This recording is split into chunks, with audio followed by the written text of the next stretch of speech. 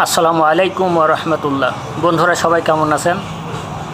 আমরা যারা Facebook, TikTok, YouTube ব্যবহার করি, আমাদের মধ্য থেকে এখনও অনেকেরই অজানা KMBT এগুলার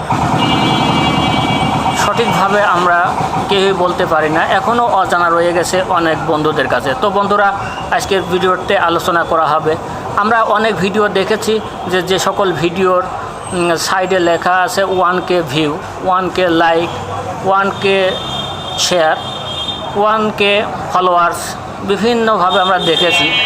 কে বলতে কি বোঝায় আমরা এখনও অনেকেই জানি না। তো বন্ধুরা, কে বলতে হাজার বোঝায়, এম বলতে মিলিয়ন অর্থাৎ লক্ষ বোঝায়, এম এ লক্ষ বোঝায়, বিতে বিলিয়ন, সেটাতে আপনাকে কোটি বোঝায়, এবং শেষে আছে টি, সেটা আপনাকে হাজার লক্ষ এটা বোঝায়, লক্ষ কোটি বোঝায়।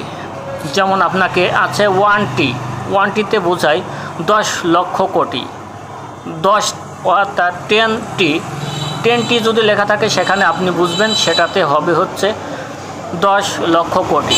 হ্যাঁ, আসুন আমরা মূল আলোচনায় ফিরে যাই। মূলত আমরা সচরাচর 1K, 4K, 5K, 100 অর্থাৎ 100K এগুলা সম্পর্কে সচরাচর বেশি দেখে থাকি। প্লাস আমরা তারপরের অপশনটা চলে যাই, সেটাতে আমরা দেখতে পাই 1 মিলিয়ন, 2 মিলিয়ন, 3 মিলিয়ন, 4 মিলিয়ন। আমরা কে এবং এম এই দুইটাই কিন্তু সচরাচর দেখে থাকি।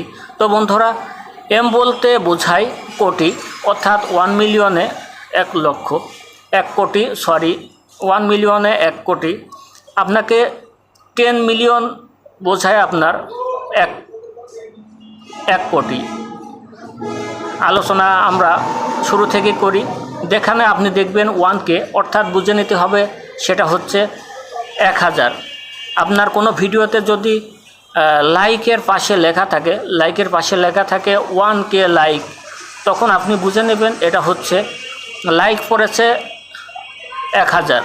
আপনার ভিডিওতে লাইকের পাশে যদি 10K থাকে তাহলে বুঝতে হবে সেখানে আপনার ভিডিওতে লাইক পড়েছে 10,000।